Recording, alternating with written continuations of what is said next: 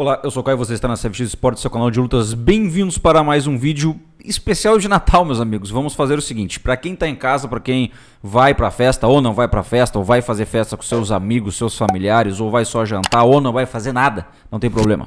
Este aqui é o conteúdo que você vai se entreter, vai conhecer os reis do ringue. Os pesos pesados, um documentário que a gente trouxe aqui completo para vocês, conseguimos achar ele legendado, então é só sentar no sofá ou aonde você quiser e assistir este documentário completo sobre os pesos pesados no mundo do boxe. Beleza? Vai ter muita coisa legal, então assiste ele completo, com tranquilidade. Se você gostar, deixa o like, se inscreve no canal, ativa o sininho e nos vemos no próximo vídeo amanhã. Tamo junto. Fui! Bom vídeo, galera. Bom vídeo.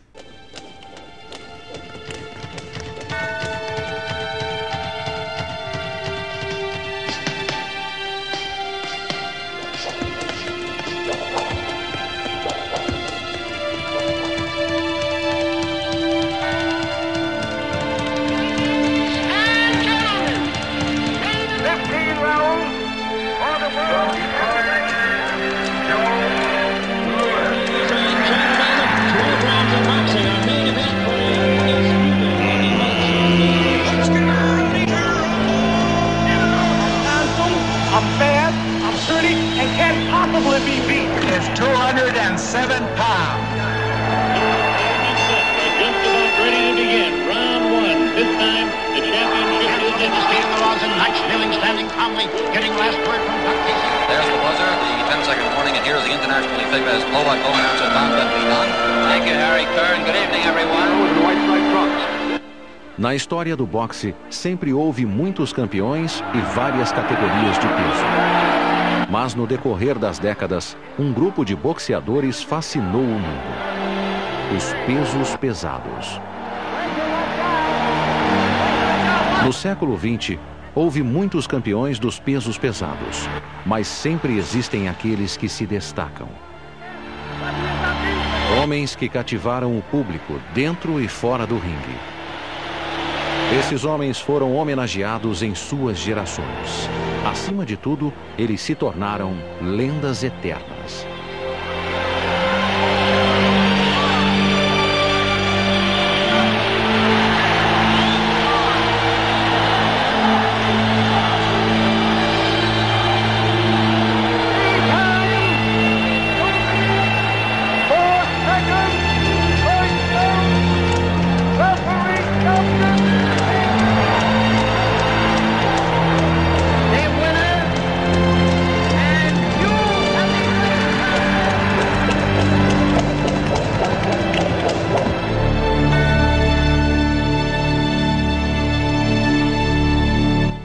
Os reis do ringue. 4 lendas dos pesos pesados.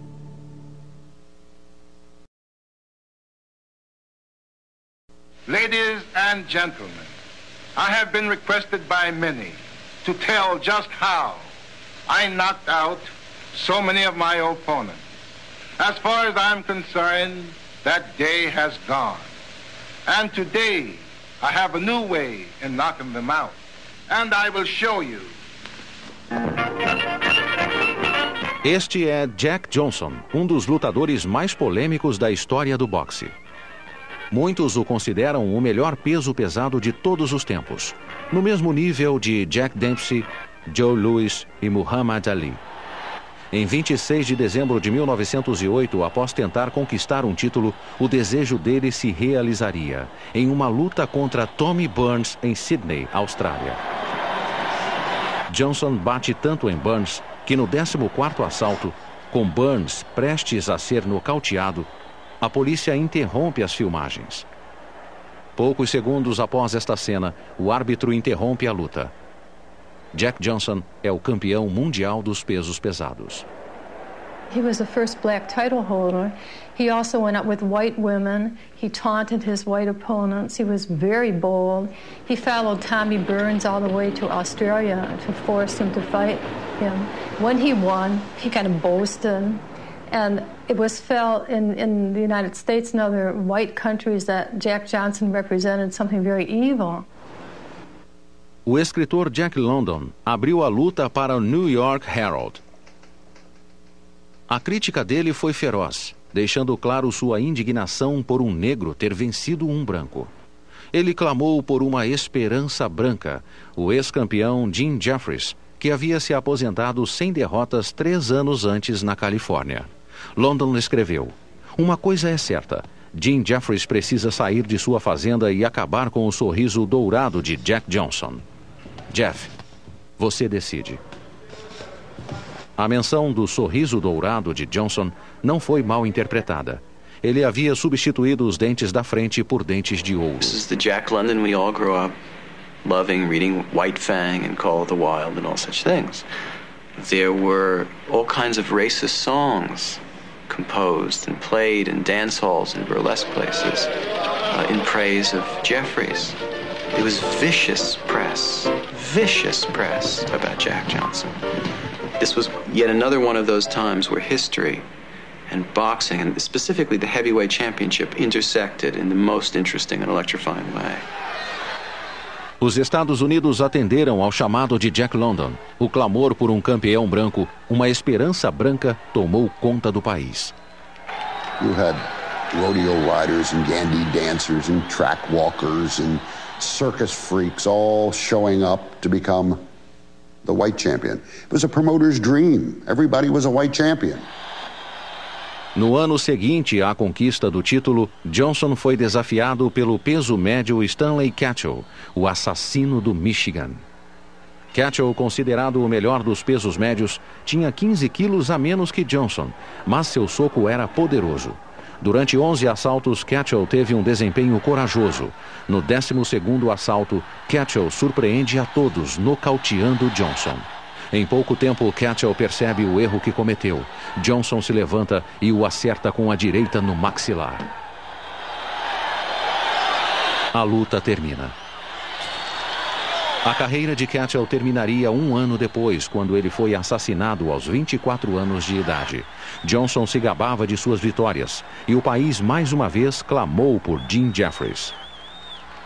Por fim, Jeffries cedeu. Ele concordou em voltar e lutar pela honra da raça branca. 5 anos após se aposentar, Jeffries, de terno cinza e boina branca, entra no ringue. No canto de Jeffries, incentivando-o, está o ex-campeão James J. Corbett, uma lenda do boxe. Antes da luta, Jim disse: "O rapaz negro pode amarelar, e Jeffries fará isso no ringue." Quando a luta começa, Corbett grita insultos para Johnson. A cada insulto, Johnson revida no rosto e no corpo de Jeffries. Entre socos, Johnson continuava instigando Corbett. Johnson spent half his time saying, "Come on in, Mr. Jim, you want the same thing. You want some of this? Come on in, Mr. Jim. You're next." He really didn't care. He could have beaten everybody in the crowd that afternoon. A luta teria 45 assaltos, mas no 12º assalto está claro que Jeffries não é mais o mesmo. Os 5 anos de aposentadoria e os 45 quilos que perdeu o deixam em desvantagem. No 15º assalto, Johnson decide encerrar a luta. Ele manda o exausto Jeffries para a lona e o manda levantar.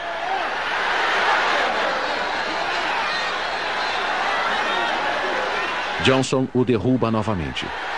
Era a primeira vez que Jeffries era derrubado em sua carreira. Jeffries está acabado. Indo contra as regras, o assistente o ajuda a levantar. Jeffries está liquidado. Para não ver o ídolo sendo derrotado, Jim Corbett manda o árbitro encerrar a luta. Divulgada pela imprensa, a vitória de Johnson provoca protestos por todo o país. It was not so distant from slave times and Reconstruction. There were riots in every major city that one could think of. The minute the news of Jack Johnson's victory was announced. Todos queriam vingança. Se não havia uma esperança branca para derrotar Johnson, o sistema judiciário americano tornou-se uma alternativa conveniente. Johnson foi condenado por cruzar uma fronteira estadual com uma mulher com objetivos imorais. Para não ser preso, ele fugiu do país. Jack Johnson was one of the most culturally sophisticated figures in the history of boxing. Knew about music and theater and had a taste for fine wines and spoke French and Spanish and read widely. He was very sophisticated. Sem poder lutar nos Estados Unidos, Johnson colocou seu título em disputa em Havana, Cuba, contra Jess Willard, de 2 metros de altura. Johnson, aos 37 anos, não é mais o mesmo. Willard o nocauteia no 26º assalto. Depois, Johnson disse que entregou a luta, como prova a foto em que ele protege os olhos do sol enquanto o árbitro faz a contagem. Poucos especialistas acreditam na história dele. Por fim, em 1920, 5 anos após perder o título, Johnson voltou aos Estados Unidos e se entregou às autoridades. Ele passou 8 meses na prisão. Johnson se aposentou do boxe em 1928, aos 50 anos de idade. Jack Johnson just was what society couldn't take, a burr under its Victorian saddle. Jack Johnson loved to beat the white man, to infuriate the writers, to race cars at outrageous speeds, to open a club, Cafe Chicago, that served liquor anytime, anywhere, anyhow, all against the law. And just to go on as merry, having a good time in a society that wasn't given to a good time before World War I. It was a tight-corseted, tight-lipped, tight-ass society. Em 1946, Johnson morreu em um acidente de carro aos 68 anos, quando ia assistir à luta entre Joe Louis e Billy Conn. Ele perdeu o controle do carro e bateu em um poste telefônico. Um repórter escreveu depois: Jack Johnson morreu ao cruzar a linha branca pela última vez. Jack Johnson was a big inspiration because of what he did out of the ring. He was so bold. Jack Johnson was a black man back when white people lynched Negroes on weekends, every weekend. Back in 1909, they would send him letters saying, "You fighting a white man, and nigger, if you knock him out, we'll kill you." He said, "Just kill my black buggers, I'm gonna knock this white man cold." And he would knock the white man out, and the Ku Klux Klan would be burning them. They killed Negroes all over the country. When Jack Johnson wanted to fight, they had riots all over South America. It was so serious, and Jack Johnson, he's bad. He had to be a bad, bad black man. Wasn't no black Muslims to defend him. Wasn't no NAACP in 1909. Wasn't no Rap Brown. Wasn't no MOVE. All these black groups. Wasn't no Angela Davis, no Hill Newton, no Malcolm X. He was by himself. Jack Johnson. It was so long ago, people still had log cabins in this country, and they rode horses and wagons and stagecoaches to fight. He was one black man in the midst of all them rednecks would kill lynch Negroes every day. He would dress up in pretty suits. Negroes are allowed to dress up in days. He put on pretty white neckties and pretty white, and had white women. You know that nigga was bold. He married white women. You would get lynched for looking at a white woman in them days. That man married white women and walked around, took pictures with his white women. Married 2 of them, and they even run him out of the country because of white woman. He left the whole country and fought out of Cuba.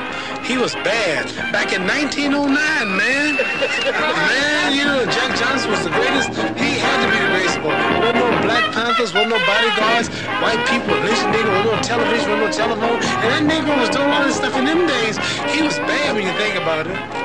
I know I'm bad, but he was crazy. –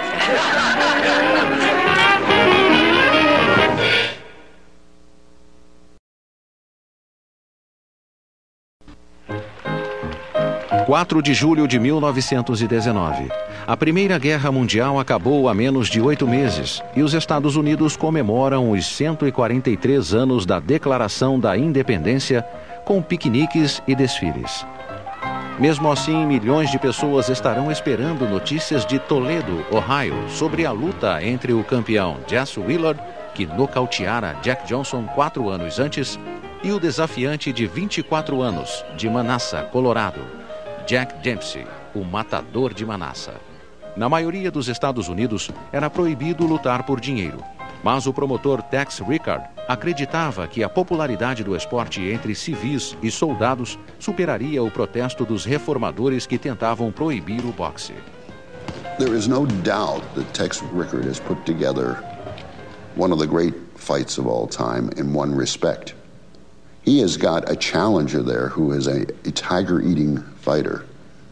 Dempsey had taken care of the two challengers ahead of him in 25 and 38 seconds, both in the first round, earning his right to face Willard. And still the promoter of the fight, Tex Rickard, feared for Dempsey. Willard had already killed a man. He actually went into Willard's room and told him, be careful, don't hurt him. Tex Rickard mandou construir um estádio de madeira com 97 mil lugares. Na manhã da luta, os espectadores chegaram cedo. Como era de praxe, o cinturão dos pesos pesados é exibido e Willard e Dempsey posam para os fotógrafos. Willard é 13 centímetros mais alto do que Dempsey e 27 quilos mais pesado. Além disso, Willard nunca foi nocauteado em 8 anos de carreira. A temperatura no ringue é de 43 graus. Ambos prevêem nocautes, mas sem que Willard saiba, o empresário de Dempsey, Doc Kearns, quer que a luta acabe logo. Kearns apostou $10 mil que Dempsey nocautearia Willard no primeiro assalto. Nos primeiros segundos, Dempsey ataca o adversário. Dempsey came out and he fought from a crouch, almost a panther-like crouch.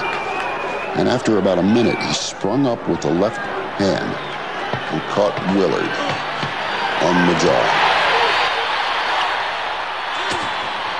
A multidão se surpreende quando Willard cai pela primeira vez na carreira. Ao contrário de hoje, as regras do boxe em 1919 não exigiam que o boxeador fosse para um canto neutro. The Dempsey-Jess Willard fight would have been stopped in the first round today. Jess Willard was knocked down repeatedly. He gets up and he's knocked down. It's grotesquely comic. This very tall man, he's like a giant. And Dempsey would crouch and go low, and he was sort of like a force of nature. Boxing was more of a gentleman's sport before Dempsey. And Dempsey had this sort of sensual approach where he basically wanted to kill his opponent and rush across the ring. And people had never seen anything quite like that before. He went after Jess Willard right away, like a black panther on a huge elephant. He got right on him, and he just, I don't think Willard hit Dempsey once. No, he just went after him, and he could kill that man. The savagery that Dempsey displayed had never been seen in a boxing ring before. People couldn't believe it. And that sort of set him off for the Jack Dempsey, the Manasseh Mauler. He was a killer. Quando Willard tenta se levantar pela 7ª vez, o assalto termina. Mas ninguém percebe. Dempsey corre para o canto e sai do ringue, achando que a luta acabou. A euforia de Dempsey dura 30 segundos. Embora Willard pareça estar liquidado, o assalto termina antes que o árbitro faça a contagem. O empresário de Dempsey, Doc Kearns, manda o boxeador voltar para o ringue. It was all over. They had to call him back. And then he proceeded for 2 more rounds to beat the daylights out of him. It was just like whipping at a huge punching bag. Depois de 3 assaltos, Willard estava com o maxilar quebrado, 2 costelas fraturadas e sem 5 dentes. O empresário dele avisa o árbitro que já chega. Jack Dempsey é o campeão mundial dos pesos pesados. Dempsey's triumph triggered in 1919, the first year after the close of World War I, a new era in sports. It was an era Paul Gallico called the Golden Age of sports. And the first man who was in the pantheon of greats was Jack Dempsey, Babe Ruth, Bill Tilden, Red Grange, and Bobby Jones. But the first, July 4th, 1919, Jack Dempsey. 6 meses depois de nocautear Jess Willard, os anos 20 começaram com vários eventos importantes. Em 16 de janeiro de 1920, a 18ª emenda constitucional, a Lei Seca, se tornou lei. A venda de bebidas tornou-se ilegal. Nesse mesmo dia, a primeira Assembleia da Liga das Nações aconteceu em Paris. Em março, Mary Pickford, a queridinha do cinema, casou-se com Douglas Fairbanks. A 19ª emenda deu direito de voto às mulheres e, em novembro, Warren G. Harding foi eleito presidente dos Estados Unidos. Em meio a tudo isso, Dempsey colocou seu título em jogo apenas 2 vezes nos 2 anos seguintes, nocauteando ambos os adversários. Mas isso era pouco. O público queria um espetáculo à altura da luta entre Willard e Dempsey. O promotor Tex Rickard decidiu fazer uma luta internacional na qual Dempsey enfrentaria o campeão mundial dos pesos meio pesados, Georges Carpentier, da França. Carpentier era um herói de guerra. Para despertar interesse, surgiram as histórias de que Dempsey evitara ser recrutado para a guerra. Jack got a bad rap in World War I because he was declared ineligible for supporting his family. But he had a very sharp manager named Jack Kearns. So Kearns had him appear at a working site, and they had him with a sledgehammer in his hand and these working clothes on, except his patent leather shoes were showing underneath the pants. It made very bad press for Jack. Como fez em Toledo, Rickard construiu um outro estádio em Jersey City, Nova Jersey. Foi a primeira luta de boxe milionária. 20 cinegrafistas registraram a luta para a posteridade. O evento também seria o pioneiro na área das comunicações, a primeira transmissão nacional de rádio. Nos primeiros 3 assaltos, a luta está equilibrada, mas no 4º assalto, Dempsey, à esquerda, usa o peso e a força para vencer. Mais uma vez, ele se transforma no tigre que liquidou Willard. Ele manda Carpentier para a lona e a contagem começa. Mas, de repente, Carpentier se levanta. 5 segundos depois, Carpentier é nocauteado. Na arquibancada, estudando o combate, está um jovem boxeador que havia acabado de vencer uma luta. Ele acha que há uma falha no estilo de Dempsey. O nome dele é Gene Tunney. The more he thought of it, the more convinced he became. But he found that one night when he studied Carpentier, he saw that Dempsey was really a pushover for a right cross, a normal right punch to the jaw. But Dempsey was hard to hit, and he was a man that used to put brine, beef brine, rub it into his face all the time and toughen his skin, so it was hard to lacerate his skin and draw the blood. He used to chew pine, so his jaw just became like iron. It was very hard to knock out Jack Dempsey, extremely hard to land a punch. 2 anos após nocautear Carpentier, Dempsey defenderia o título novamente, vencendo uma luta de 15 assaltos contra Tommy Gibbons. Nesses anos de inatividade, Dempsey foi visto em cinejornais tentando mudar sua imagem de boxeador selvagem. Ele conquistava o público brincando com crianças, fazendo aparições públicas e saindo com astros de Hollywood que o idolatravam. Em um evento beneficente, Charlie Chaplin desafiou Dempsey para uma luta, dizendo que o nocautearia e ficaria com o título. Dempsey divertiu o público enquanto o ator Douglas Fairbanks atuava como árbitro. Chegando por trás, Charlie Chaplin nocauteou o campeão mundial dos pesos pesados. Dempsey havia defendido o título apenas 4 vezes em 4 anos, e o público queria mais. O promotor Tex Rickard decidiu fazer mais uma luta internacional parecida com a do francês Georges Carpentier. Dempsey enfrentaria o campeão da Argentina, Luiz Firpo, que vencera 26 lutas consecutivas, 21 por nocaute. 80 mil fãs lotaram a Arena de Nova York em 14 de setembro de 1923. Um deles era Nat Rossoff, de 13 anos. Firpo was a wild, swinging boxer. Dempsey was a fighter. He came in advancing, crouched, bobbing and weaving, ready to tear his opponent apart. His whole being, seeing the expression on his face, if you could see his eyes, they were blazing. Couldn't wait to get to his opponent. Dempsey derruba Firpo várias vezes. Após cair 7 vezes, Firpo reage, fazendo jus ao apelido Touro Selvagem dos Pampas. Ele joga Dempsey para fora do ringue. He landed on the boxing writer's table, just on the fringe of the ring, And I was sitting, well, 4 rows back in the ringside on the side that he came out. I saw the reporters who were sitting there pushing him in the back, helping him back in. Fans were just up on their toes and screaming. And it was a very, very exciting moment. And when he got back into the ring, everyone was on their feet. They figured that Dempsey was going to go back down again, but he didn't. No segundo assalto, Dempsey continua atacando como no primeiro.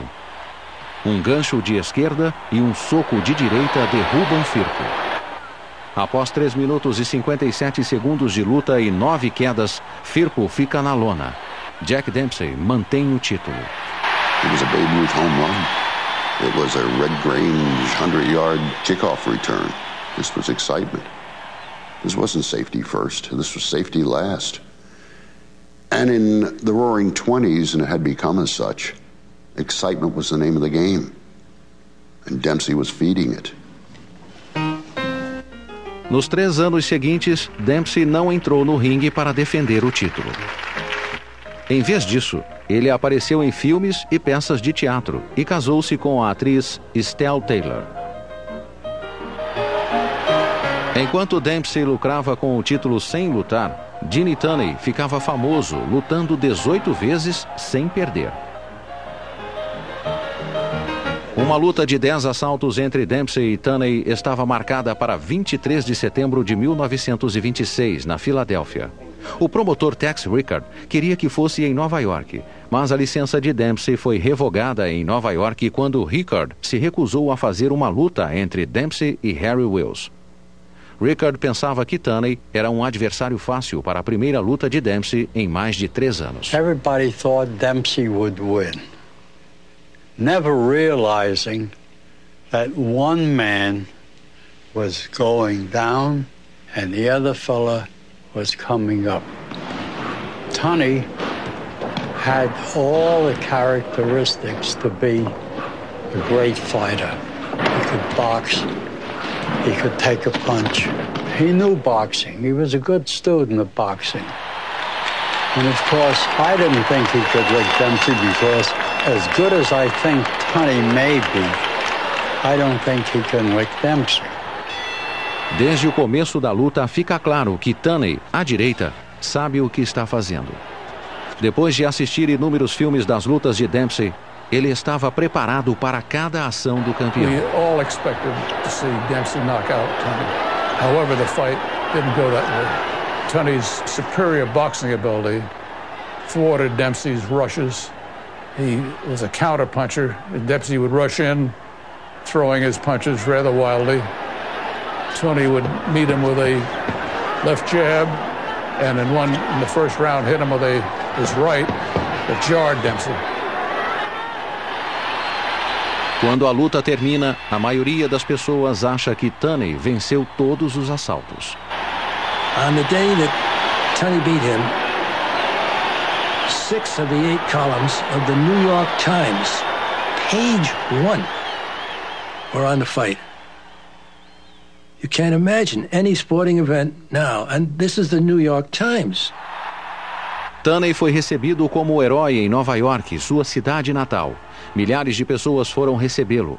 Mas, ironicamente, Dempsey passou a ser mais amado na derrota do que Tunney na vitória. Dad had the bad luck to have knocked off the idol of the 20s, when maybe one of the greatest gate draws in the history of sports. And so Dad, the clean-cut guy, comes in with a scientific approach and dances rings around them, and they wonder what's going on here. Maybe, I guess this is just the way the world turns. All great things have to come to an end. Embora muitos especialistas tenham previsto que a derrota para Tunney seria o fim da carreira dele, Dempsey, aos 31 anos, não concordou. Ele queria uma revanche. Antes disso, ele teria que enfrentar Jack Sharkey. Sharkey ficou famoso ao derrotar Harry Wills, o peso pesado que Rickard não deixara Dempsey enfrentar. Dempsey disse: "Eu quero ter certeza de que meus dias no ringue terminaram. Talvez Sharkey possa me convencer." 10 meses após perder o título para Tunney, Dempsey enfrentou Sharkey no estádio Yankee, em Nova York. Mesmo como ex-campeão, Dempsey ganhou $352 mil. Na época, o jogador de beisebol mais bem pago era Babe Ruth, que recebia apenas $70 mil pela temporada inteira. Durante 6 assaltos, Sharkey faz mais pontos que Dempsey. No 7º assalto, Sharkey, à direita, continua atacando e reclama que Dempsey está desferindo golpes baixos. No meio do assalto, Sharkey se vira para reclamar para o árbitro. Dempsey o acerta com um gancho de esquerda. Muitos pensam que o árbitro Jack O'Sullivan desqualificará Dempsey. Mas após uma breve hesitação, O'Sullivan começa a contagem. Sharkey havia desobedecido a regra principal, proteger-se o tempo todo. Foi um nocaute com um único soco. He would do anything to win. He was just a mean old critter, as they say down south. But that's the result that he wanted, you know. Dempsey estava certo de que enfrentaria Tunney novamente e recuperaria o título. A luta estava marcada para 22 de setembro de 1927 no Soldier Field, em Chicago, quase um ano após a primeira luta entre os dois.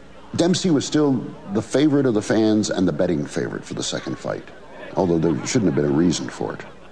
But a lot of people do not bet with their heads, they bet with their hearts.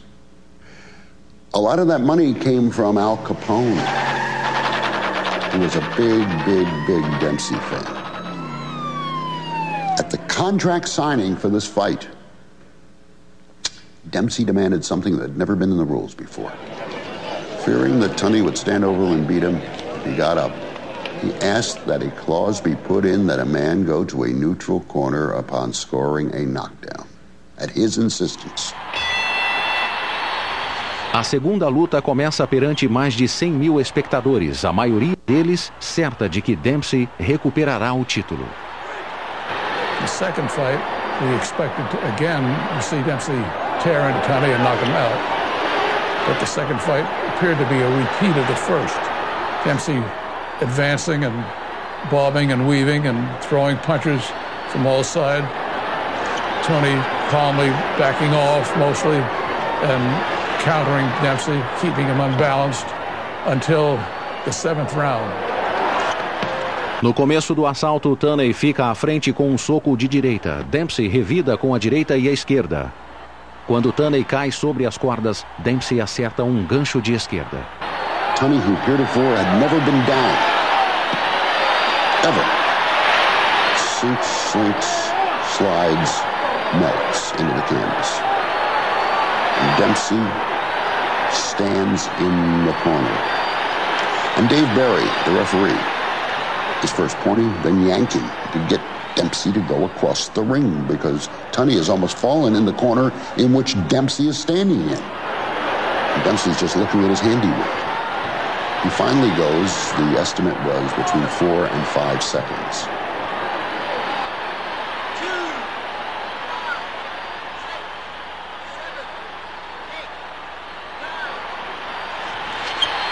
Tunney se levanta e consegue vencer a luta. Mas muitos acreditam que Tunney foi salvo pelo que ficou conhecido como a contagem longa.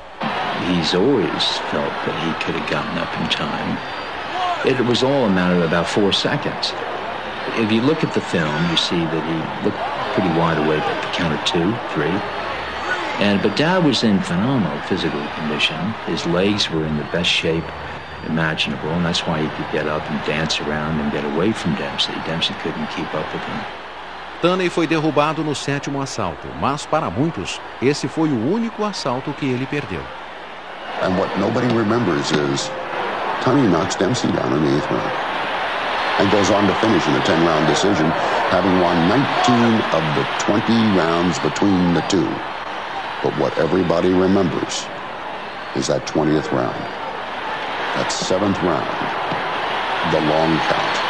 And it is still probably one of the most famous moments in all of sports. He accepted defeat gracefully. Never said anything unkind about any opponent. As rough and tough as he was in the ring and mean and cruel, that's how nice and decent he was outside the ring. Thank you, Bill. Good evening, ladies and gentlemen. Alguns meses depois da luta, Dempsey se aposentou. Mais uma vez, reverenciado tanto na derrota quanto na vitória. Ele aparecia com políticos em eventos beneficentes e quando decidiu abrir um restaurante em Nova York, o prefeito LaGuardia participou da cerimônia de início das obras. Tunney defendeu o título uma vez no ano seguinte, vencendo Tom Heaney por nocaute técnico. Depois, sem outros mundos para conquistar, ele se aposentou como campeão mundial dos pesos pesados. Apesar das duas vitórias, Tunney nunca foi idolatrado como Jack Dempsey. Para o público, Dempsey sempre seria o boxeador ideal. The face of Jack Dempsey set the standard for the prize fighter's face. If you look like Dempsey, the trainers would look for it, but to get a closer look at you. The Dempsey attitude. And Dempsey was so popular, he was the first glamorous heavyweight champion. And Clark Gable was fashioned after Jack Dempsey to get that manly look. In his whole career, he was Jack Dempsey. Ao contrário de Dempsey, Tunney parecia mais um professor universitário que um campeão dos pesos pesados. I think there's no fighter probably in the 20th century that was perhaps more misunderstood than Dad. He was always misjudged, and he was always thought to be not a natural fighter. Then when they found out that Father was also a reader, a closet reader on the side in the 1920s, that didn't go down too well, because to them readers in that time were dreamers and maybe fools. When you're a boxer and a fighter, you're supposed to look the part and play the part. And I don't think Dad had any intention in playing that role or wanting to conform to that way of thinking. Na aposentadoria, Tunney e Dempsey continuaram amigos. O respeito mútuo entre eles foi confirmado em Chicago, em 1957, o 30º aniversário da contagem longa. Ambos com mais de 60 anos, eles decidiram provar de uma vez por todas quem era o melhor boxeador. Eles brincaram de lutar boxe sem acertar um só golpe. Depois, enquanto o público gritava, ambos chegaram à mesma conclusão. Era melhor esquecer a luta e passar a noite dançando.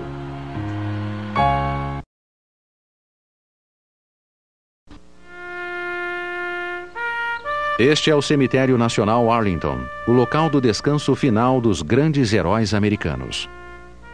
Homens e mulheres reverenciados por suas contribuições ao país na guerra e na paz. É um solo sagrado. As lápides de mármore contam a história dos Estados Unidos.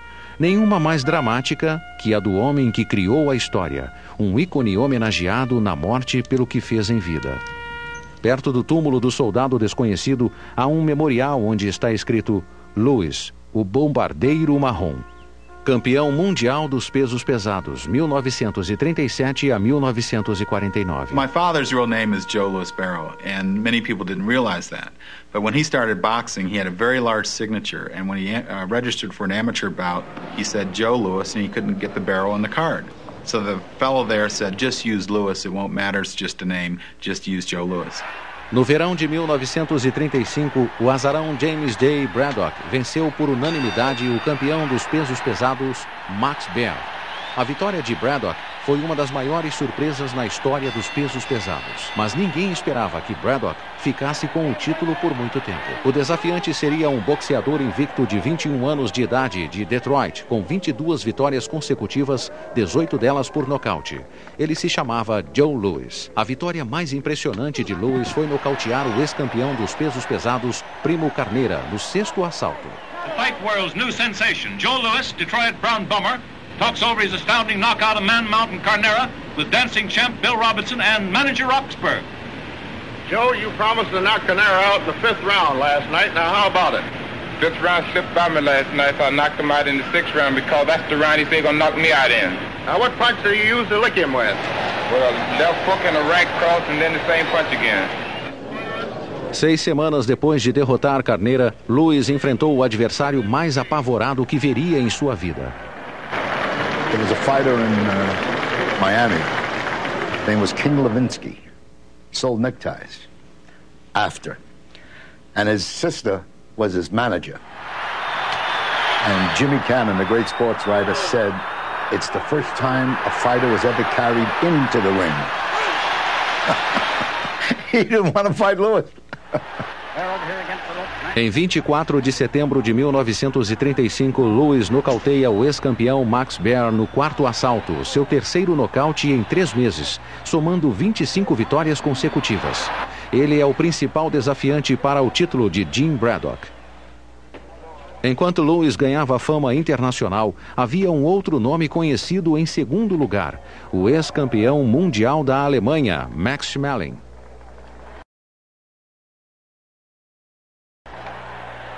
Os dois se enfrentaram no estádio Yankee em 19 de junho de 1936, menos de 2 meses antes dos Jogos Olímpicos de Berlim. Lewis era o favorito para derrotar Schmeling e desmentir os nazistas que defendiam a superioridade da raça ariana. Joe Louis was an undefeated fighter. Nobody could beat him. Along comes this ex-champion from Germany named Max Schmeling. Joe Louis was making a career of knocking out ex-champions. He had knocked out Primo Carnero, an ex-champion. He had knocked out Max Baer, an ex-champion. Now he was going to knock out Max Schmeling. But Max saw something. And what he saw was something that we all saw in retrospect. Joe Louis, with that perfect stance, when he threw a left, he'd throw the left and drop it, making it open for a right.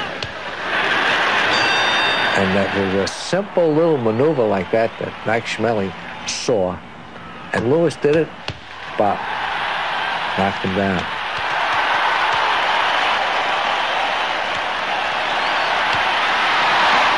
Louis cai pela primeira vez em sua carreira profissional.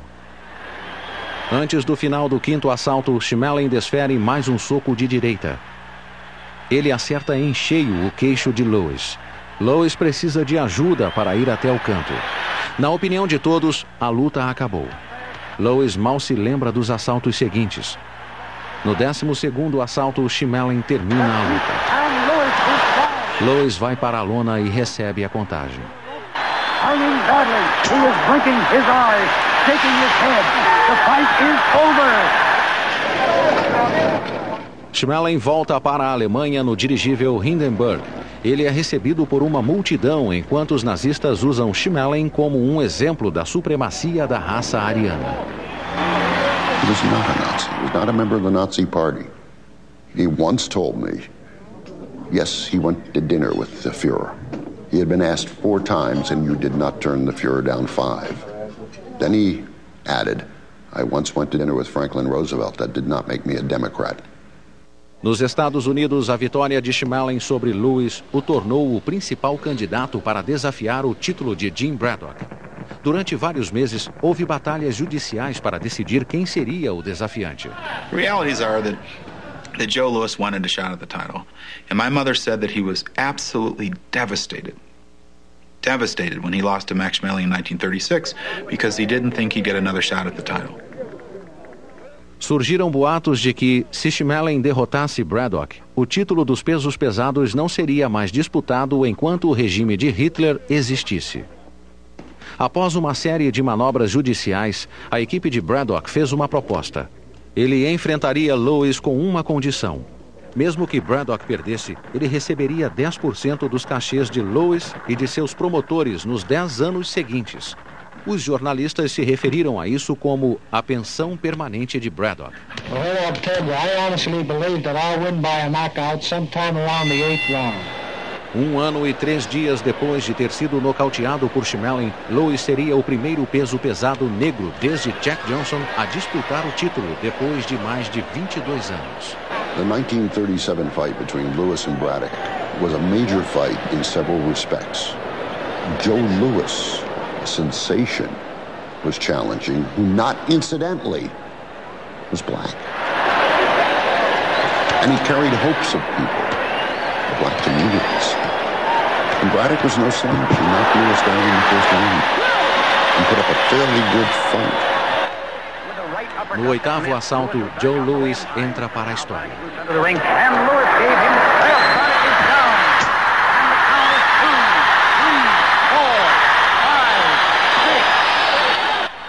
Joe Louis torna-se o campeão mundial dos pesos pesados. It's uncanny throughout the history of the heavyweight division. There are moments when history and pure boxing intersect. It happened with Jack Johnson in his confrontation with the Great White Hope. It certainly happened with Joe Louis, which both electrified the black community and also made a huge population of white people stand up and take notice. Em seguida, Louis teve 3 vitórias fáceis, mas ele disse que não seria um verdadeiro campeão até vencer Max Schmeling. My father personally told me that he didn't feel or wouldn't have felt that he would have ever been the heavyweight champion had he not had a rematch with Max Schmeling, because there had been this cloud on his title. And for him, it was very important for him to erase that cloud. New York, heavyweight boxing news. World champion Joe Louis and challenger Max Schmeling signed for their title bout in June. Max KO'd Joe the last time they met. I'm going to be in the best of shape, and I'm sure there's going to be a very good fight. And how about you, Max? I'm happy that I have the chance again to fight for the title. And I hope the best man may win. Politicamente, o mundo estava tumultuado. Os exércitos de Hitler avançavam. A Segunda Guerra Mundial começaria em pouco mais de um ano. It was all set up so that these two, Schmeling and Louis, could meet. This time, Louis as a champion and Schmeling as the former champion who already dethroned Louis and knew his number and everything else. And what made the cheese more binding was that it was a world event. It was the United States against Germany.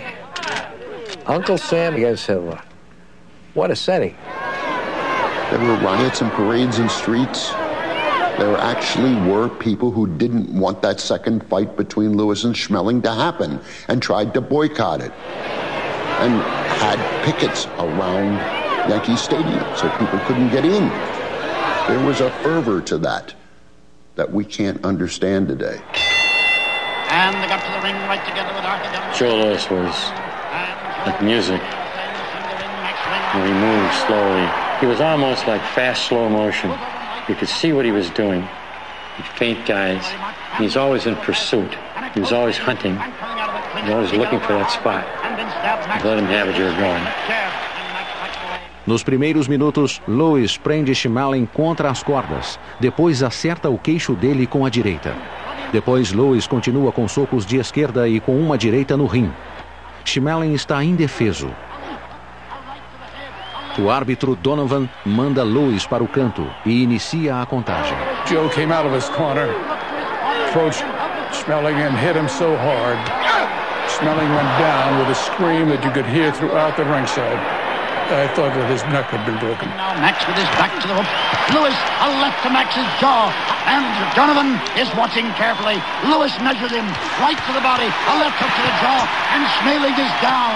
The count is 5. O canto de Schmeling joga a toalha mostrando que o lutador estava liquidado. The whole country rejoiced. We were all one, blacks and whites together and celebrating this. That's what made it so good. Jimmy Cannon, who was a major force on the New York scene then as a writer, and a friend of Louis's, went into his dressing room before the fight and said, "Joe, I picked you in 5 rounds." Louis then having his hands wrapped. So his hand was like this. Was able to extract the thumb and go 1 round. The time, 2 minutes, 4 seconds, first round. Referee stops it. The winner and still champion, Joe Louis. Louis tirou o resto do ano de folga. Depois ele defendeu o título com facilidade 2 vezes no começo de 1939. Pouco mais de 1 ano após conquistar o título, ele enfrentou um desafiante improvável. 2 toneladas, Tony Galento, um barman baixinho e fora de forma de Nova Jersey. Tony, how do you feel after the workout today? I feel swell. I can kill this guy Louis right now. Well, you better. I'll knock you out. Whoa. No começo da luta, Galento derruba Lewis e a multidão pensa que um novo campeão está nascendo. Seria uma derrota mais humilhante para Lewis do que a primeira luta contra Schmeling. Tony Galento was indomitable spirit. After the fight, I had him in 2 movies, and Tony would look like a stuck pig at the end of the fight. Tony was still saying, "Oh, that bum, Joe Louis is a bum. I wanted a rematch. I could knock him out. He's a bum." He kept saying that to the end. It was ridiculous, absurd, but there was something sort of marvelous about it. A palavra vagabundo, usada por Galento, tornou-se parte de uma frase usada para descrever os adversários de Lewis. Depois de defender o título 4 vezes em 1940, com 3 nocautes e 1 decisão, em 1941 surgiu o Clube do Vagabundo do Mês. A partir de janeiro, Lewis lutou 5 vezes, 1 vez por mês, somando 4 nocautes. Em 18 de junho de 1941, Lewis enfrentaria o 6º adversário em 6 meses. Ele se chamava Billy Conn. Over in Conn's camp, Jimmy Braddock, the ex-champ, drops by to get the real lowdown. Listening in, we hear... Well, how are you going to bring that fighter back to the Irish, Phil? Well, I'll bring it back with this left hand, Jim. And this. This was not a member of the Bum of the Month Club. Billy Conn had been light heavyweight champion. And for 12 rounds, after giving away maybe the first 3 out of sheer fright, then figuring he could handle a bigger Joe Louis. Jab, move, clinched, in and out, in and out. In fact, in the 12th round, he hurt the big jabbers out of Louis. Rocked him. Lifted his foot from the canvas with a left, right, and left. And Billy Conn went back to his corner and he said, "Hey, I can beat this guy." Now his corner's telling Billy, wait a minute. You're ahead on every judge's card. Just last the 15th round. Get to the 15th round, you're the heavyweight champion. And so in the 13th round, Billy Conn tried to go toe-to-toe, duke it out with the brown bomber. The point was you moved on Louis. You did not stand and tried to trade punches with him. Conn, who had moved, now decided he would trade. Bad decision. And he understood then and there and forever what the brown bomber was all about, because my father knocked him out cold in the 13th round.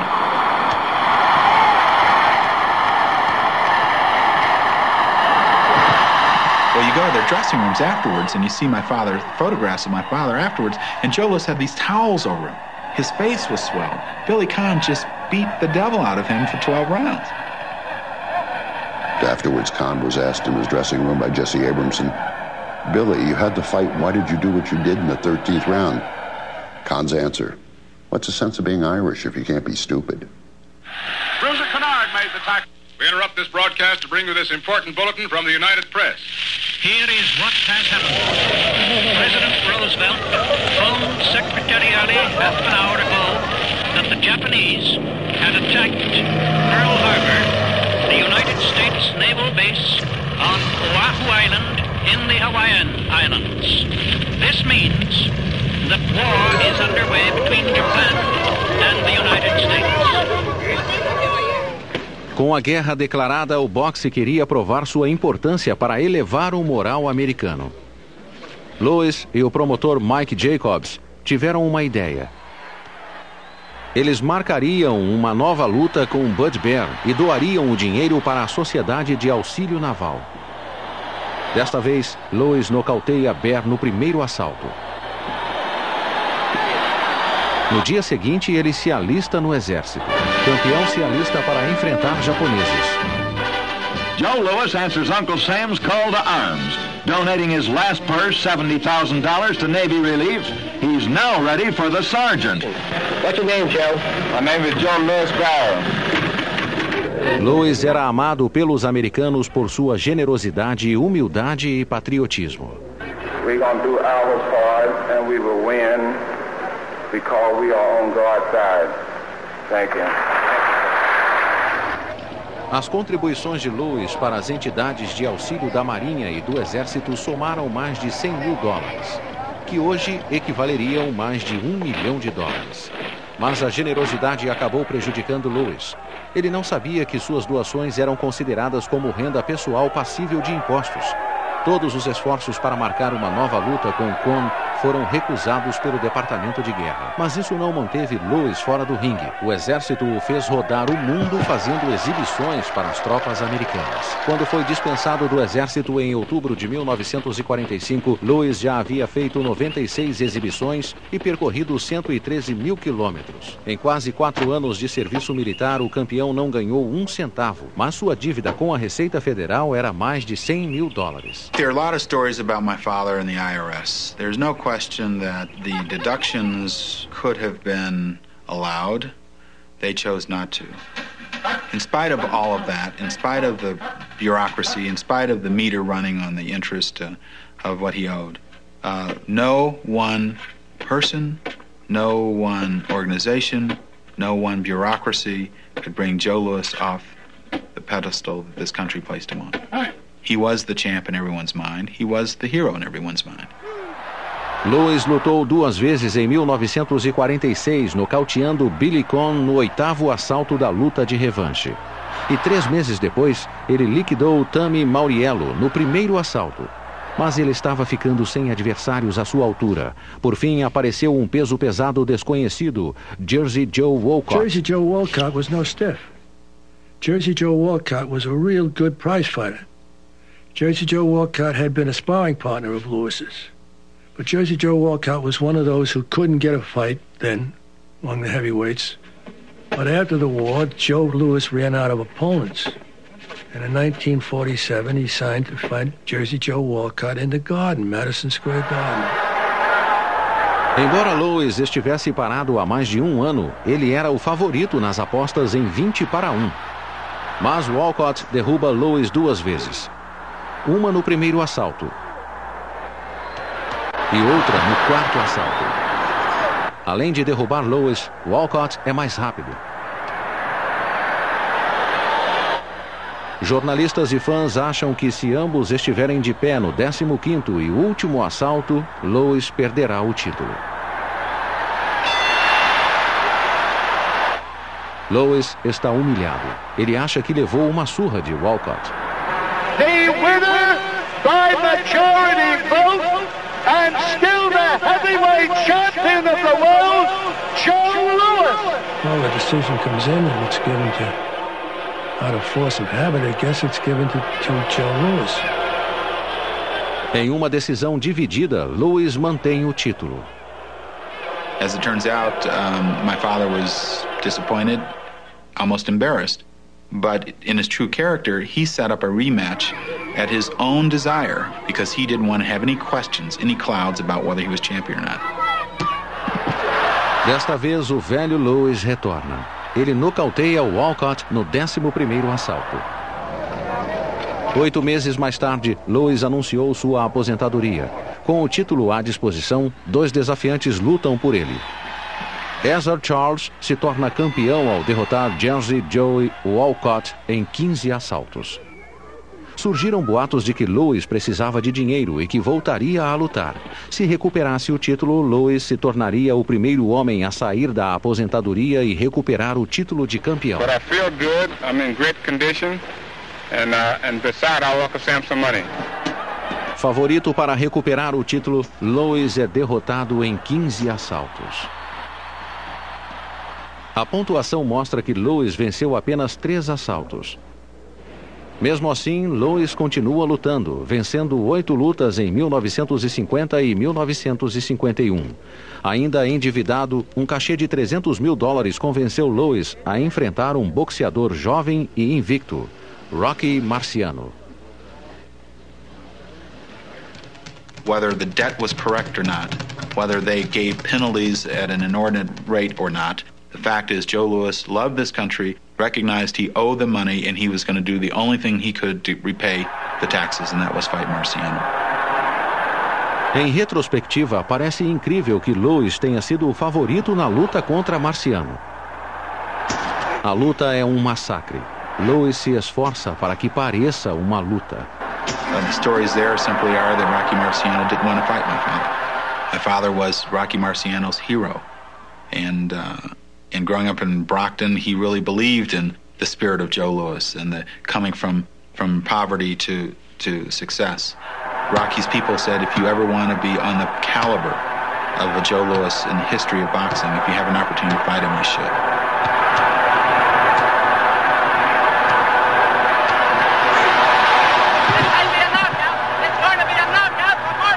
I think the saddest and almost teary-eyed sight was watching Joe Louis lying outside the bottom rope in Madison Square Garden after he'd been knocked out by Rocky Marciano. At the end of the fight, the stories were that Rocky Marciano came into my father's dressing room to apologize and he had tears in his eyes.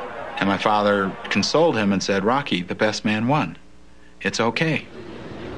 Aos 37 anos, Louis se aposentou novamente, mas a Receita Federal ainda o perseguia. Contra a vontade de amigos e familiares, ele se tornou lutador de luta livre. Depois ele começou a tomar drogas pesadas e a ter alucinações de que pessoas queriam matá-lo. O trabalho dele como recepcionista de um hotel de Las Vegas provocou críticas de muitos jornalistas. My father loved Las Vegas. It was because of Las Vegas that he felt a sense of worth himself. He created wonderful friendships with Frank Sinatra and Barry Gordy and others through Las Vegas. The fight game grew under my father's realm in Las Vegas, and so he was happy there. Em 12 de abril de 1981, Joe Louis sofreu um infarto fulminante e morreu um mês antes de completar 67 anos. Celebridades do mundo todo foram ao enterro dele em Las Vegas.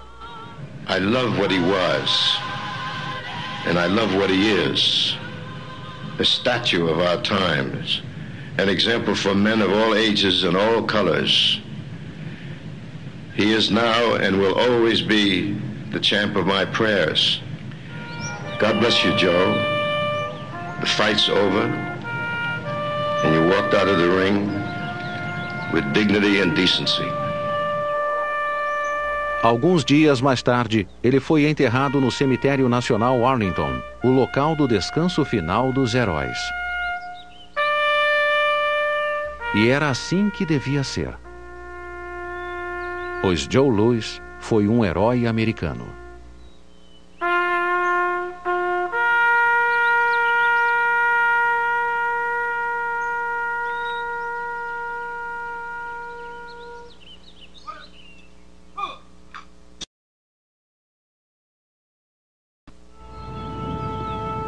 Este é Muhammad Ali, em sua fazenda no sul do Michigan.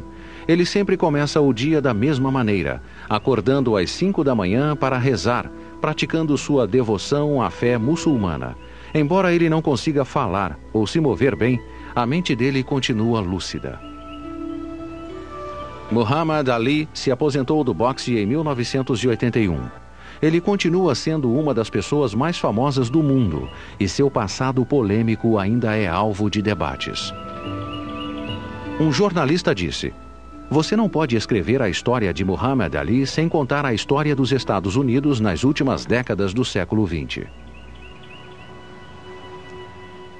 If Sonny Liston whoops me, I'll kiss his feet in the rain. I'm not out of the rain on my knees. Tell him he's the greatest and catch the next jet out of the country. Em 5 de novembro de 1963, o campeão dos pesos pesados Charles Sonny Liston e Cassius Clay se encontraram em Denver para marcar a luta pelo título.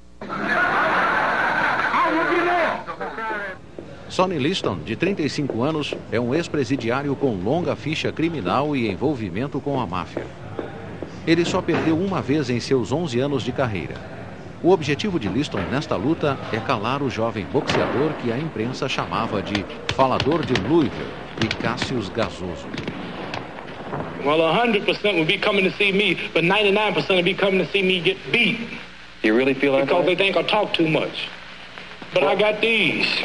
And they represent your thinking? These represent dynamite. There he is.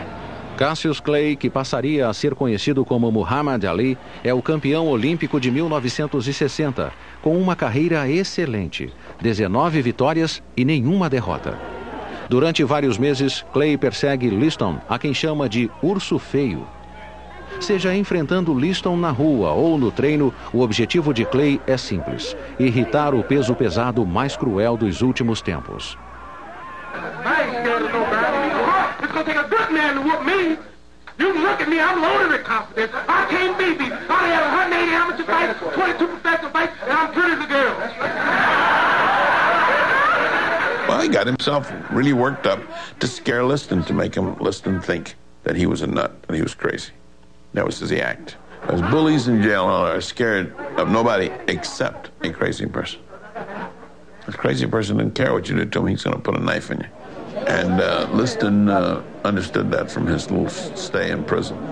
He looked at Ali like, this guy's crazy. No matter what I do to this guy, he's going to keep coming. And of course you call Liston the bear. Yeah, the bear, he's in hibernation. As atitudes de Clay lembram as de um outro artista, o lutador de luta livre dos anos 40 e 50, Gorgeous George. Gorgeous George told him, dress all in white. That's going to irritate the shit out of everybody. They're going to want to see your butt on its white duff there.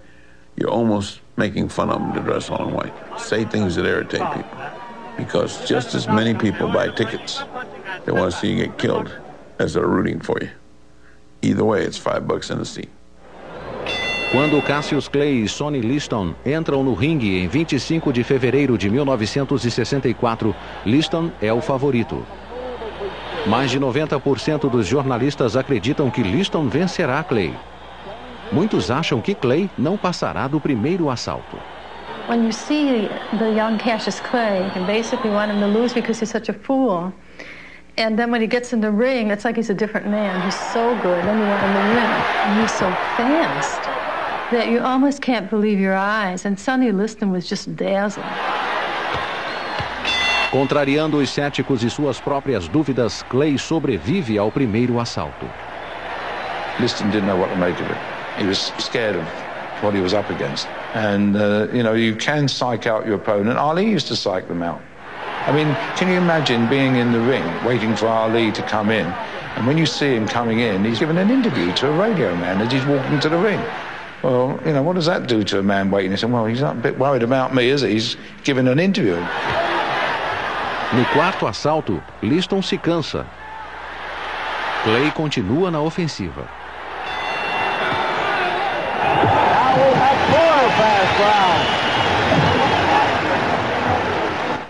No canto, Clay tem problemas de visão. Há suspeitas de que as luvas de Liston foram ilegalmente tratadas com uma substância que cega. Clay implora ao treinador Angelo Dundee que pare a luta. Cut the gloves off. I want to prove to the world there's dirty work afoot. I said, sit down. I started washing it. Put my finger in his eye, though. Checked it out. Put it in my eye. It burns. Eles temem que o árbitro interrompa a luta. Finally, when the 10-second buzzer sounds, I hung on relieved. And I only gave one instruction. I said, run. And that's what he did. He ran for a half a round, tear ducts, cleaned out his vision, and he started slapping the guy around again. Liston não consegue tirar vantagem do problema de visão de Clay. Então Clay intensifica o ataque. No sexto assalto, Clay domina o exausto campeão. Os boxeadores retornam aos campos. Há confusão no lado de Liston. Sonny Liston se recusa a entrar para o sétimo assalto. Ele alega contusão no ombro. A luta termina. Cassius Clay é o novo campeão mundial dos pesos pesados. I would have slept in a hollow log and drunk muddy water before I would have said he had any type of chance in that fight. And I thought Sonny Liston would be heavyweight champion at least for one more millennium, maybe two. I saw no way that Ali could win that fight. I hurt him so bad he had to go to the hospital, and I'm still pretty. What you gonna say about that, huh? You're the greatest. Who's the greatest? No dia seguinte, Cassius Clay anuncia o que vinha sendo comentado há meses. Cassius is not my name no more. Officially Muhammad Ali now. Muhammad Ali, right. Muhammad Ali. That's my name. Muhammad Ali abraçou a fé muçulmana e a nação islâmica. Ele fica sem lutar por mais de um ano. Em vez disso, ele prega a palavra da nação islâmica pelas cidades americanas, promovendo a segregação racial e o pacifismo. Angel food cake is the white cake, but the devil food cake is the chocolate cake. Hatred is not a word that Ali knows. The only time in his life he ever used the words when he first got in with the Muslims, and they were a hate group. And he was uncomfortable with it, and he was never the same, and he wasn't a good person. Right after the Liston fight, he turned into someone we hadn't seen before, someone we didn't like. We look at all the angels. We see white with blonde hair and blue eyes. Now, I'm sure if there's a heaven in the sky and the color folks die and go to heaven, and where are the colored angels? They must be in the kitchen preparing the milk and honey. Well, remember one thing about Muhammad Ali. He was 23, 24 years old. He was a kid. So if he didn't express himself with the consistency of Thomas Jefferson at times, so what? He was not leading the civil rights movement in Selma and Birmingham. He was a kid. Em 25 de maio de 1965, 15 meses depois da primeira luta entre Clay e Liston, uma nova luta é marcada em Lewiston, Maine. What we gonna do, Drew? We're gonna float like a butterfly and sting like a bee.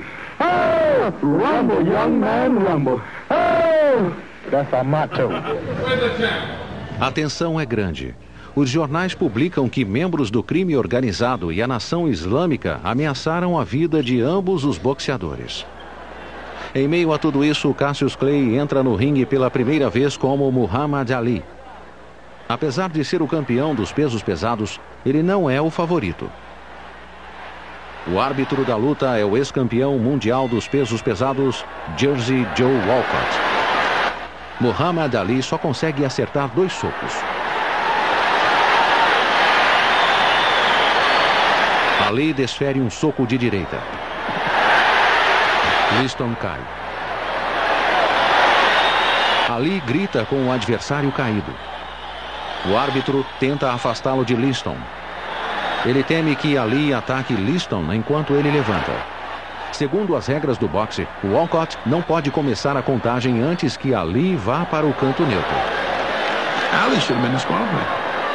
Get to the neutral corner, get disqualified. At 17 seconds he was on the floor. He got up and they started fighting.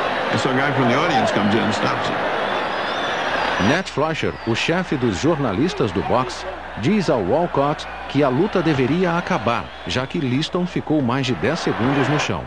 Walcott o ouve e encerra a luta. Em 2 minutos e 12 segundos, Muhammad Ali manteve o título dos pesos pesados. O público grita marmelada. Todos discutem como um dos melhores boxeadores da história poderia ter sido nocauteado com um soco, o soco fantasma. That's baloney. The guy didn't see the punch. The guy had his face facing the canvas. He never knew the shot was coming. He hit him on the temple, and he was disoriented there. He got hit hard. I hit him with a punch that Jack Johnson used called the anchor punch. Muhammad Ali defenderia o título com sucesso mais 8 vezes entre 1965 e 1967. Mas ele se envolve ainda mais em outro mundo, o tumulto político e social que assola os Estados Unidos nos anos 60. Seus pronunciamentos pró-negros assustam e confundem muitos americanos brancos. Sua oposição à guerra irrita muitos outros quando os Estados Unidos intensificam a participação no Vietnã.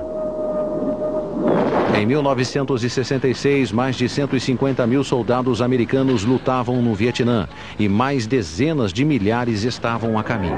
Muhammad Ali, que não passou no exame militar em 1964, não pode ser convocado. I don't expect Einstein to be the heavyweight champion, and I don't expect Muhammad Ali to be Einstein. He is a genius of a different kind. There are physical geniuses. There are geniuses of character. And I think Ali had genius in both those areas. I've always maintained if Muhammad Ali had been educated up to his potential, the world would never have heard of him.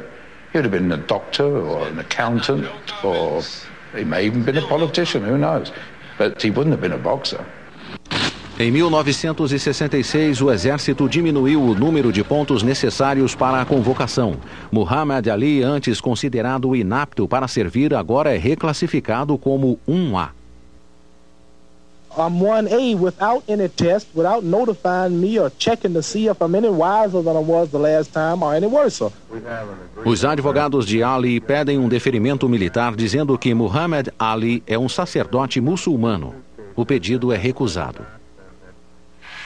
I will not go 10,000 miles from here to help murder and kill another poor people simply to continue the domination of white slave masters over the darker people of the earth. And here's this black man standing up, only in his 20s, young black man saying, I got no quarrel with the Viet Cong.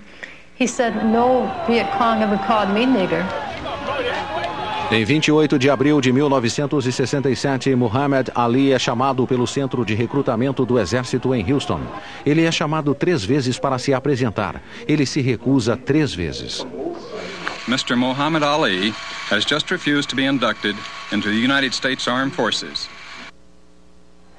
Indiciado e condenado por não atender à convocação, Ali é condenado a 5 anos de prisão. Ele permanece livre durante as apelações. O Departamento de Estado americano confisca o passaporte dele. O FBI passa a vigiá-lo. As organizações de boxe tiram os títulos dele. As licenças de boxe de Ali são revogadas, impedindo-o de lutar e de se sustentar. I know what I'm going to say. Can my title be taken without me being whooped? No! Líderes da comunidade negra, incluindo o reverendo Martin Luther King, o apoiam. The draft is very clear. I'm against it. And I think the sooner our country does away with the draft, the better it will be for everybody. Mas para outros americanos, as atitudes de Ali são vistas com desdém e repugnância.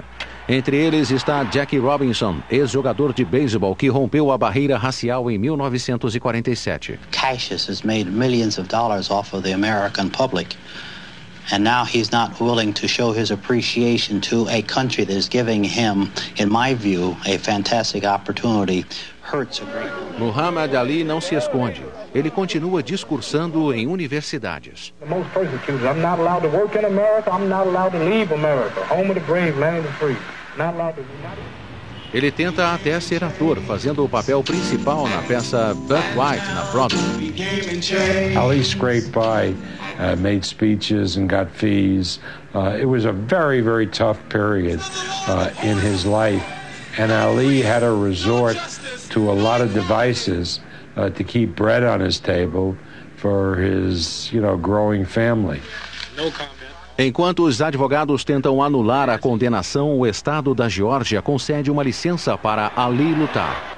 Em 26 de outubro de 1970, Ali entra no ringue depois de 3 anos e meio e marca um nocaute técnico em Jerry Quarry em 3 assaltos. A ameaça de uma longa condenação ainda existe, mas o de Ali do boxe, que começou em 1967, chegou ao fim. Ansioso por reconquistar o título que lhe foi tomado 4 anos antes, Muhammad desafia o novo campeão mundial, Joe Frazier. A luta que aconteceu em 18 de março de 1971 ainda é chamada de a luta do século. Joe Frazier está no auge da carreira. Seu histórico é perfeito: 26 vitórias, nenhuma derrota e 23 nocautes. Durante semanas, Ali atormenta Frazier, chamando-o de boxeador dos brancos e campeão substituto. He's going to talk to me. Ain't that some nerve? He's going to talk to me. That's going to be one heck of a talking night. 20 mil fãs lotam o Madison Square Garden em Nova York. Outros 300 milhões assistem pela TV. Nenhuma luta havia sido tão esperada. Every celebrity who was around at the time was at that fight. People forget that Frank Sinatra was so anxious to get close to the action. He got a photographer's credential and shot pictures for Life magazine. So he was right up on the apron. I mean, that's the sort of effect that fight had on people. Se Ali derrotar Frazier, ele será o único peso pesado a recuperar o título ao lado de Floyd Patterson. Ali had not been fighting for some years, and when he came back, again, he was the underdog, so to speak. And he talked about his opponents in ways that made them out to be the white man's favorite. So that when he went in the ring, he had all of black America behind him, and it would be a triumph for blacks. No 11º assalto, Joe Frazier atordou a Ali com um gancho de esquerda. Ali fica desnorteado, mas consegue continuar. Embora exausto, Ali continua lutando. Ele não quer cair.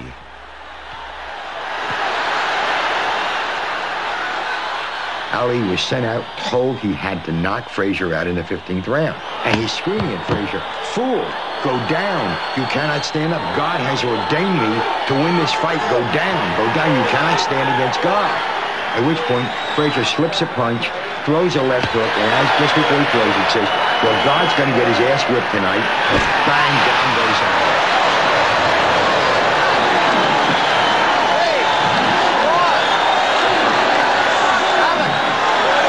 He takes the mandatory 8 count. The only knockdown of the fight. A luta termina. Joe Frazier vence Muhammad Ali por unanimidade e mantém o título de campeão dos pesos pesados. Depois, ambos os boxeadores são hospitalizados. Joe Frazier ficaria internado durante 2 semanas. Embora tenha perdido a decisão no ringue, Muhammad Ali vence a batalha contra o governo americano 3 meses mais tarde. Em 28 de junho de 1971, o Supremo Tribunal anula a condenação de Ali ao saber que o FBI havia grampeado o telefone dele. Muhammad Ali é finalmente vingado. And the reason I didn't go to jail out Vietnam was the FBI, CIA followed me. They eavesdropped, Watergate, and heard me on phone calls. Sent girls on me and set traps up for me. They found that I was serious. America opened their doors and their arms to this guy and said, "You're right. We shouldn't be in Vietnam. You're absolutely right. You're willing to give up being the champion of the world and go to jail? That's sure that you're right." I mean, who would do that? Who would give up millions of dollars, fame, and everything you work for a political belief? Few people. Muhammad Ali lutaria mais 13 vezes, de 1971 a 1973. Nesse período, ele venceu 12 lutas e perdeu uma. Ele perdeu para Ken Norton, que quebrou seu maxilar.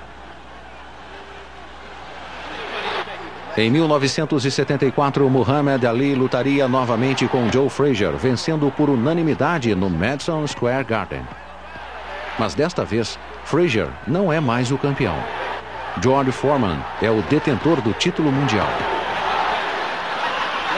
No país africano do Zaire, Muhammad Ali prevê que recuperará o título dos pesos pesados, nocauteando George Foreman, o peso pesado mais cruel e violento desde Sonny Liston. When George Foreman meets me, he'll pay his debt. I can drown a drink of water and kill a dead tree. Wait till you see Muhammad Ali. Depois que Mobutu, o presidente do Zaire, prometeu um cachê de 10 milhões de dólares, a primeira disputa do título dos pesos pesados a ser realizada na África é marcada. What was Zaire like? Everything you could possibly think that could go wrong, went wrong with the fight, including running out of money. They took a stadium that wasn't a stadium. Couldn't buy tickets for it because they had no chairs, no aisles, no rows. How do you seat people in a thing like that? So a lot of people died there. A lot of people died. About 13 that I can remember counting up were shot by Mobutu for not doing their job right. Na madrugada de 30 de outubro de 1974, Ali e Foreman finalmente se enfrentam. Foreman é o favorito. Muitos acreditam que seus socos poderosos que liquidaram Frazier e Norton em menos de 2 assaltos também destruirão Ali. The most bizarre fight I've ever covered, in the middle of the jungle. People forget what time that fight started to tie in with American time for prime-time television. But it started at 4 a.m. Can you imagine people fighting each other at 4 a.m.? No começo do segundo assalto, Muhammad Ali recua. O treinador Angelo Dundee e outros assistentes gritam para que Ali saia das cordas. Ele não ouve. I was scared to death. I mean, every round I was scared to death. When he started that rope-a-dope routine, I'm whacking him on the butt. Get the hell off of there! After the 4th round, when Ali really lands about 4 or 5 combinations on George and leaves him stunned, he comes back to the corner and he says, "Well, I got him now. I can knock him out if I want." And Angelo says, "Well, do it." You know what I mean? Like, "Hey, let's get out of here. It's going to rain." He says, "No, I'm going to have a little fun first." Ali entra decidido no 8º assalto.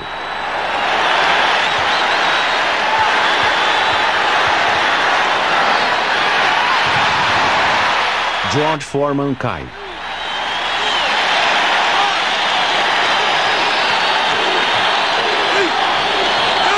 É feita a contagem. Muhammad Ali recuperou o título de campeão dos pesos pesados. Em 1975, John Frazier e Muhammad Ali concordaram em lutar pela terceira vez nas Filipinas, na Trilla em Manila. Ambos os boxeadores demonstram a idade que têm. Os anos de luta os desgastaram. Mesmo assim, o público quer esta revanche. Muhammad Ali provoca comoção. Mais uma vez, as atitudes dele irritam e constrangem John Frazier. When I get the gorilla in Manila. Ali could sell a fight. And sometimes he denigrated or appeared to denigrate the opponent. He tried to infuriate Frazier because when you infuriate your opponent, he doesn't think clearly and makes mistakes. Quando soa o gongo, Muhammad Ali e Joe Frazier correm para o centro do ringue. What made that fight so great is Frazier's almost knocked out in the first round.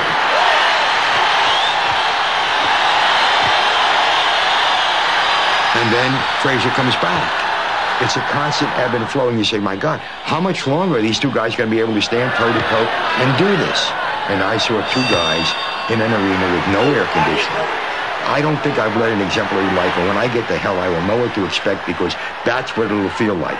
Like that arena felt that day at high noon in Manila, where the boiling point just percolated over. Everybody was melting in their seats. Nos 13 assaltos seguintes, eles continuam se espancando. I don't know how those two guys survived, I swear to God. I mean, I was exhausted just climbing up and down the steps. So I thought Muhammad was completely spent. But he sucked it up, brought it from nowhere.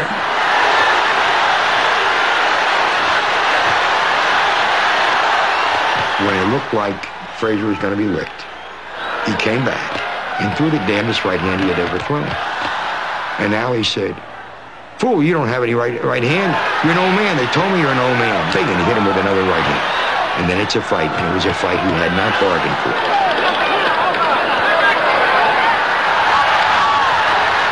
No 14º assalto, Ali e Frazier mal podem se mover. Frazier is out. He can't see. He can't breathe. He's out. Ali is 3 feet away from him.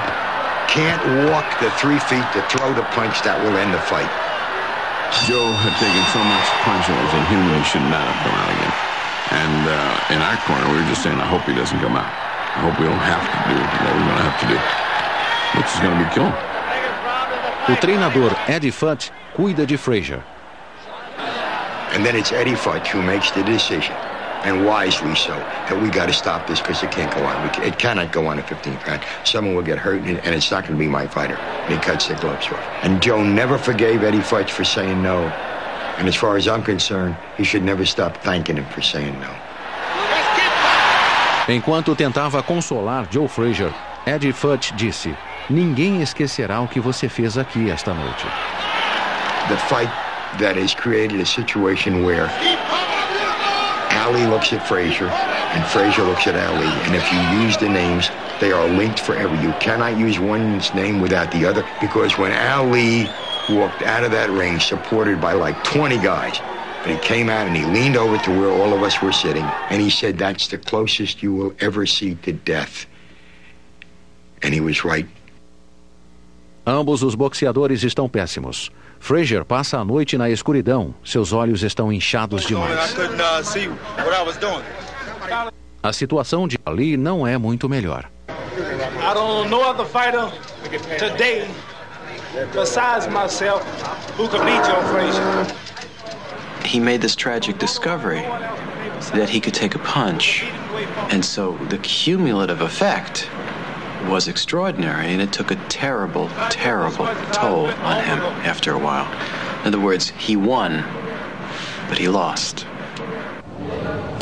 De 1976 a 1977, Ali defendeu o título 6 vezes com sucesso.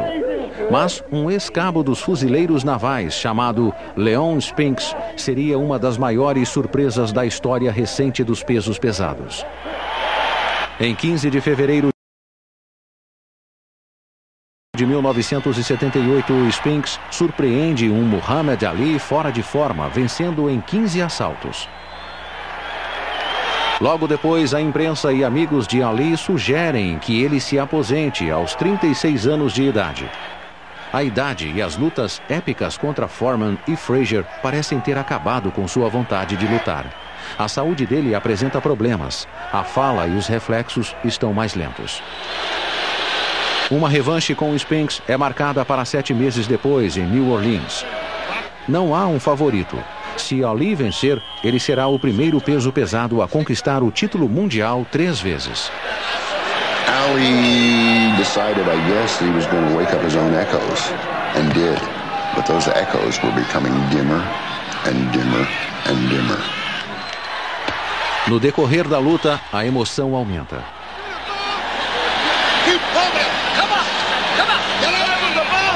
Embora o combate continue arrastado, muitos sentem que esta noite entrará para a história. Soa o gongo final. A luta termina. Muhammad Ali vence por unanimidade e torna-se o primeiro peso pesado a recuperar o título 3 vezes. Seria a última vitória de Muhammad Ali no ringue. Ele se aposenta logo depois. Ele volta a lutar, mas sofre 2 derrotas humilhantes. What was sad was the Larry Holmes fight. And there was no way he was going to win. And even Holmes, who had trained under him, who had adored him, didn't want to hit him. He'd keep looking around at the referee. Finalmente, em 1981, Muhammad Ali se aposenta de uma vez por todas, aos 39 anos, encerrando uma das eras mais gloriosas do boxe. Os anos seguintes foram difíceis para Muhammad Ali. A generosidade e os maus negócios do boxeador lhe custaram milhões de dólares. A habilidade motora e a fala de Ali continuaram piorando. O diagnóstico do mal de Parkinson confirmou o que muitos temiam. Muhammad Ali suportava tudo, mais lento e calado que antes, mas com dignidade e compaixão.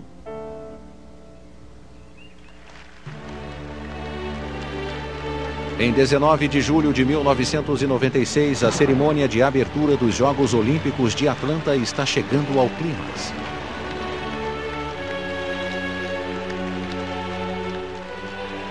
A nadadora americana Janet Evans sobe a rampa que leva à pira olímpica.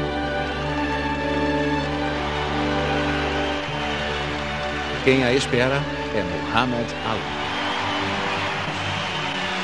Muhammad Ali lighting the torch is one of the great sporting moments I witnessed. And when Ali was suddenly standing there with that torch, I'm not ashamed to admit it, that I fought back tears.